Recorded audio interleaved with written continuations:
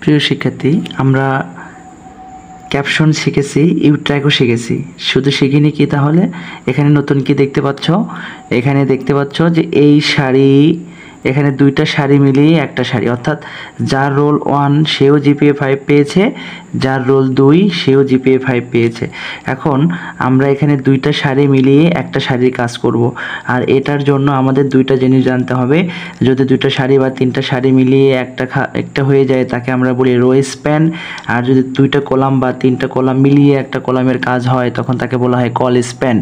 আমরা তাহলে নতুন দুটো জিনিসকে চিনে নিব, একটা রো স্প্যান, একটা হচ্ছে কি কল স্প্যান। তাহলে আমাদের যে কাজগুলো ছিল মানে পূর্বে থেকেই সেগুলো আমরা জানি, এগুলো করে ফেলবো। প্রথমে আমাদের HTML,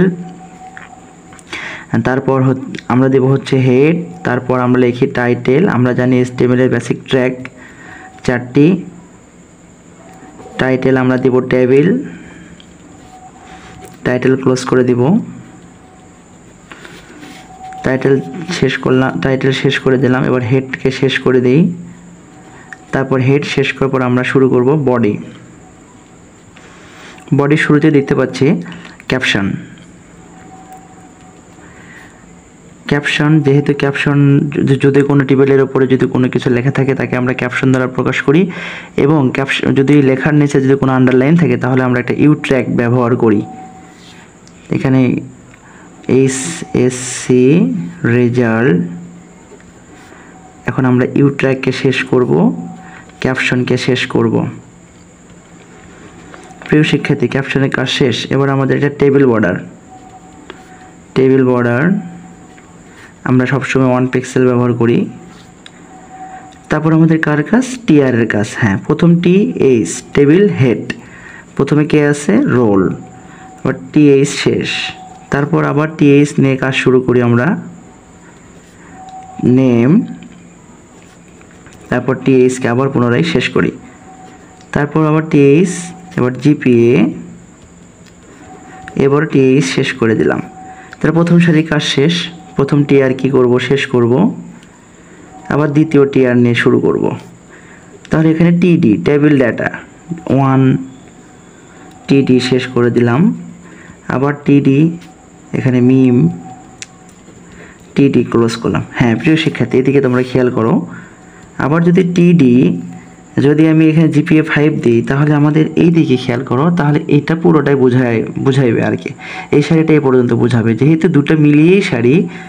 এই যে TD, এখানে আমাদের দিতে হবে কি? Rho span. কয়টা শাড়ি খেয়েছে? 2টা, এই যে। তারপর কত? জিপিএ 5, তারপর TD ক্লোজ। হ্যাঁ, তারপর প্রথম TR শেষ, মানে এই TRও শেষ।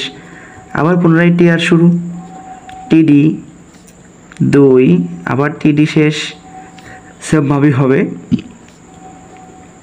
খান। হ্যাঁ, এখন প্রশ্ন হচ্ছে তাহলে কি এবার জিপিএ 5 এর কাজ হবে? কখনই না, কারণ জিপিএ 5 এর কাজ তুমি অলরেডি করে আসছো। এই যে এখানে দেখো রো স্প্যান দিয়ে, তাহলে এটা এখানেই শেষ। আমরা তাহলে কি করব? এই TRকে ওইখানে ক্লোজ করে দেব। আবার পুনরায় TR নিব, আবার পুনরায় TD, তাহলে এখানে TDকে ক্লোজ করে দেব। আবার পুনরায় TD নিব, তামিম, আবার এখানে TD ক্লোজ করে দিব। তাহলে আবার TD নিব, এখানে 4.80, আবার TD ক্লোজ করে দিব। তারপরে এই TR শেষ।